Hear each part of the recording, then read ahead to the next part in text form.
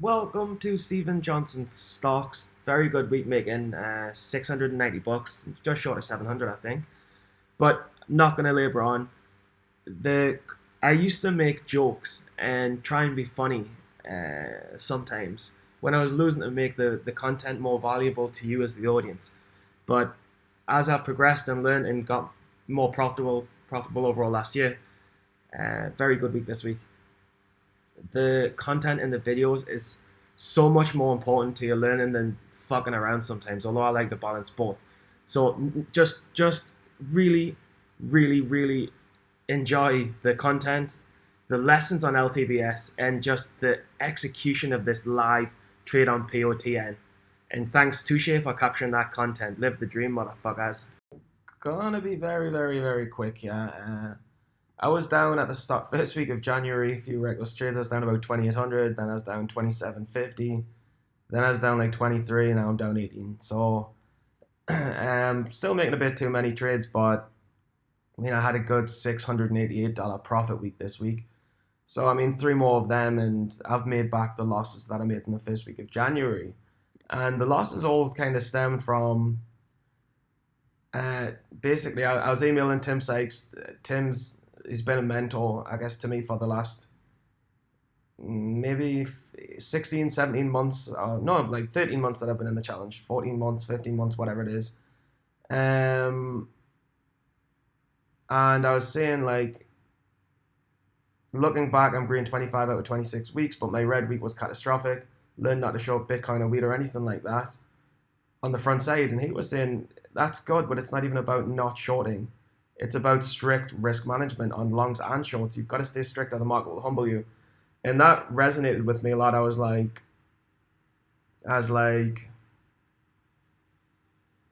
I really do need to work on having strict risk management and getting out according to the plan that I say that I've got, because if you don't, all of a sudden you're down 200, 300, 400, $500.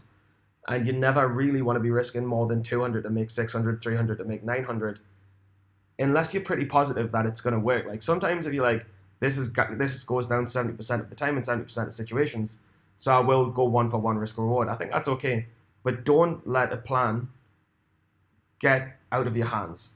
And strict risk management is the last thing I need to work on. And once I get that, then I can size up even more and more and have 600, instead of having $600 weeks, I can easily size up 3 times with the liquidity in the market and be having $2,000 weeks, 10 grand months. Just really need to work on this final thing, strict risk management. So this was definitely probably one of, if not my most favorite shorts of all time. And it all started with this press release. Lightbridge and Frametone are to host a press conference with a live webcast regarding an anticipated major corporate development. Like, can you be more vague? Can you be more vague? And it goes on to say that they will host a press conference at 10:05 a.m. Eastern on January 25, and this is on January 24. So LTBR in general is a company going back 3 years. It was up in the 10s. I mean, it got up to the 13s. Prior to that, it was around the 8s, and more recently, it's been down in the 1s. And it's been pumping out these press releases. That last press release that I just showed you, that was out on the, let's see when it got released. The 24th of January at 4:15 p.m., which is very sketchy. So basically we've said on the 24th of January at 4 p.m. that they're going to release some kind of news, and it's a major corporate development, but they don't tell you what the news is. And when companies do this, it's a sign of sketchiness because they're doing it just after the market's closed. So enough people are watching for news, but not enough people are watching, like not enough shorts are watching for it to be high volume for a lot of buying and selling to happen. So on very light volume, news like this can run really quick. Lots of shorts cover, stop losses go off. A lot of longs buying, there's not much volume to sell into because it's aftermarket. So it's very sketchy to manipulate the price of your stock by releasing a PR at 5, 10, 15 minutes after the market closes. So it ripped from the 2s all the way to the 4s, and it was up 100% on the news of a major corporate development. And I was just thinking, well, there's often buy the rumor, sell the news. And I was thinking, well, if it's buy the rumor, sell the news, then surely if people are going to buy the rumor, sell the news, then I can short the news from people who've bought the rumor and take advantage of that. Because it's going to go down when the news is out, because the stock is up at this point 120% pre-market. I was buying in here in the fours because Interactive Brokers had 800 shares left, and I was like, fuck, this is too good an opportunity to miss. I'm going to take it now while I've still got it. So I knew I was going to get squeezed, but I factored that into my plan. So it's either get squeezed and then it'll go down, or miss the trade. And I was like, no, this is definitely in the threes by the end of the day. I'm going to short it. And there's one more key piece of information I want to tell you first. But yeah, so I was in the fours thinking it's up 100%, but contract winners and earnings winners don't run 100% in a day. They run 30, 40, 50%. So if this is a contract winner, the 100% is already priced in and I can just sell. But if it's bullshit news, like it looks like from this manipulation, then it's up 100% on air and it's going to come all the way back down. The final piece in the puzzle for me was the fact that when we look at the SEC filings at the last 10 quarterly statement and we type in the word, whoa, shit, not that, we don't type in the word, oh shit. We type in the word, whoa, and again, find ATM at the market offering, straight away. On June 11, 2015, there was an ATM. But more importantly, on July 12, 2017, the company filed a prospectus to register an additional 1.6 million shares outstanding as of a new ATM agreement by Markets & Co. And it said up here, the company had registered for sale of 5.8 million of common stock under ATM to be sold. So we know that, and this is as far as just September 30th, 2017. So we know that there's kind of roughly somewhere between like 5 million, 6 million, I don't know, maybe there's only a couple of million left to be sold, but we know that there's probably going to be about 3, 4, 5, 6 million shares to be dumped on an ATM. And when we know that the market cap is only 7 million, it means that it's going to sell more or less its entire company value and double the float, which means the company's going to dump shares. So when you put it all together, sketchy news, vague news after the market where there's light volume to push up the price, and then they've got an ATM and they want to sell almost their entire company value again on the common stock market and double the float, and the fact that it was a $10 stock, it went down to the $1, everything says to me they're going to dump shares and it's going to halve its value and sell all of its shares on the ATM. And that's exactly what happened. I was short here on the fours, it squeezed up to the fives, and then the ATM I would predict hit. Then the news hit at 10:05.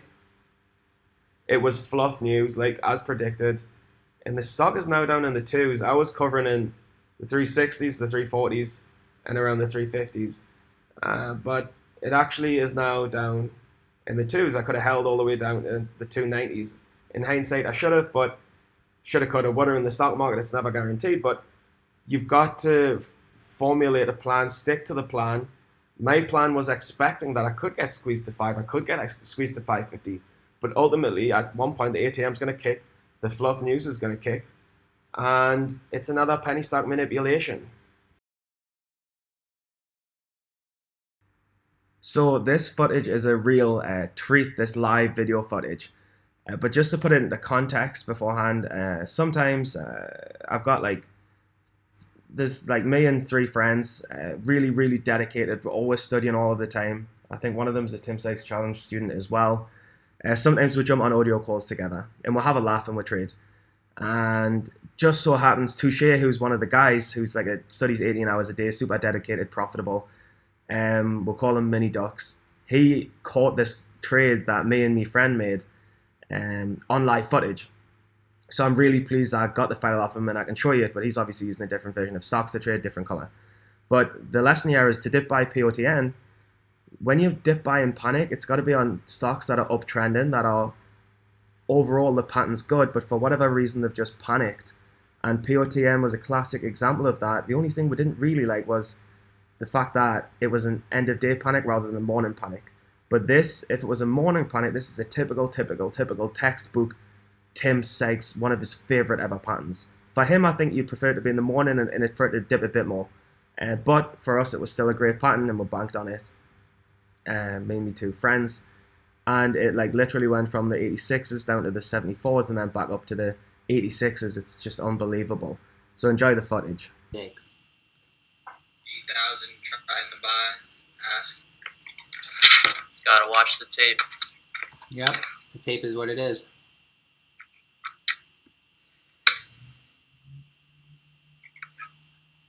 I just see POTN in the 80s, and then all of a sudden it's down to the 70s. Wow, that will be a good dip buy. Made good money dip buying this the other day too. What's it up on, news or what? Manipulation. On the 23rd. It's just weird. It's a weird stock. Wow, what a pullback though. OTC wheat stock. I say that's a good dip buy, maybe that.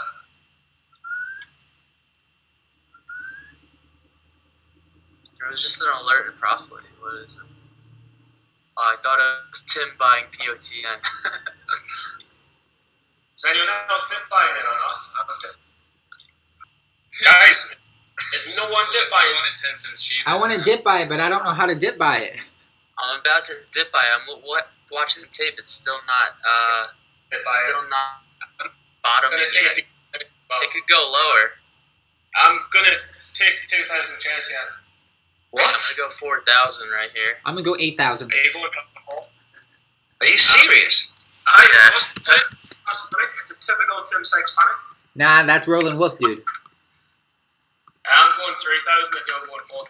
Not even joking. Is a fucking mental if you've been serious. I don't know. I'm being- It's like it's at that stage in the day, and like I'm being deadly mate, serious. on 15s, I'm just looking at this thinking, are you guys fucking nuts? Mate, it's a good dip buy, man. Wait, But it's an end of day panic. the 0.6 to point. It's an end of day panic though, that's the scary thing. But I'm so Yeah, that's the only scary thing. Mate, look at it on a daily. oh god, PLM's up to 205 now, I'm fucked. Did you get it out, Stephen? Now I'm short. If you want to go long, look at my size. I don't like that it's a day panic, but My size on a daily. this is a huge On a panic. ones, it's nothing. On a fives, it's all right. But on the 15s, man, I like it. Oh god, I could be fucked on PLM. Jesus Christ. No, this is I'm getting alpha break even, Jack. Buy my shares, 206. You really have 206 order in there? Nah, man, I'm riding the wave, man. I was gonna If say, I don't, there's not even if I don't- 206 ass. yeah, if I don't get 215, I'm coming to the US of A and slapping you.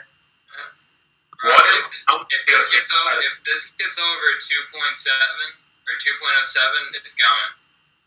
POTN's still panicking. Yeah, this is a dip by. Definitely buying this. How do you see it's a dip buy? I really don't see that, man. Sorry, Tim Sykes pattern. And I really don't see that. this is actually yeah, Roland, this. I mean, prove me wrong. Prove me wrong. I'm not playing it up. I wait long though. I wait way long. This I'm is going 4,000 shares in it. But like, I mean, yeah, I'm looking at it on a Jeebus out. this This is is gonna get bought up so fast.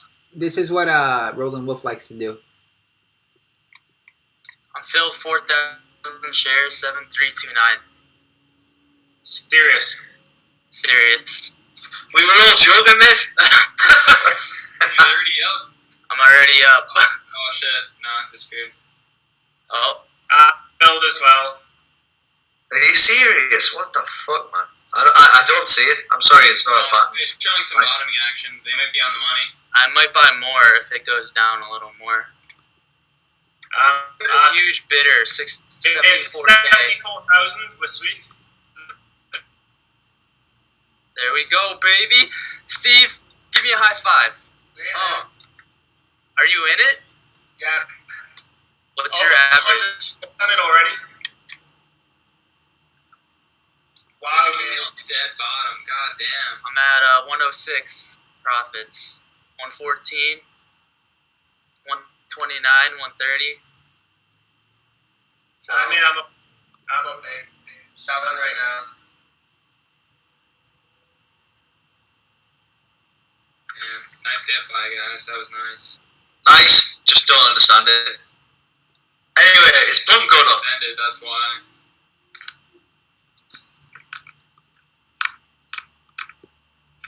Are you both out? Nah. I sold half at 78. I've still got 2,500 left. I'm up. What did you get? Wait there. I'm trying to get rid of Jeff. Austin. I'm up 162 on 2,000 shares. Nice. I'm getting rid of some more at 79 if I. It looks like it should push to 79. Yeah, I wanted to get closer to VWAP, but I just sold half anyways. Mate, there's a huge buyer, man. Huge Yeah, buyer. that 100K buyer. There's 79 to get off. Nah, not yet. Come on, I've just sold more at 79. Mate, this is fucking brilliant. Can I believe it, mate? You just gave me damn $200 off. Fucking legend. Jack, you shit. Fuck me with you, I don't care about this. There we go. So I've done the final 1,000 at 81, mate. This is going on Instagram. It's live. There we go, baby. Keep pushing. POTN. I have 1,000 shares left. 0.795 was a day low. Same with 0.8. $190 on this 0.181. fucking Tim Sykes dip buy strategy. God, I'm always good when I trade drunk. Let's see it push a bit further, man. I don't think it's that up, man. If it might break 0.8, but there's.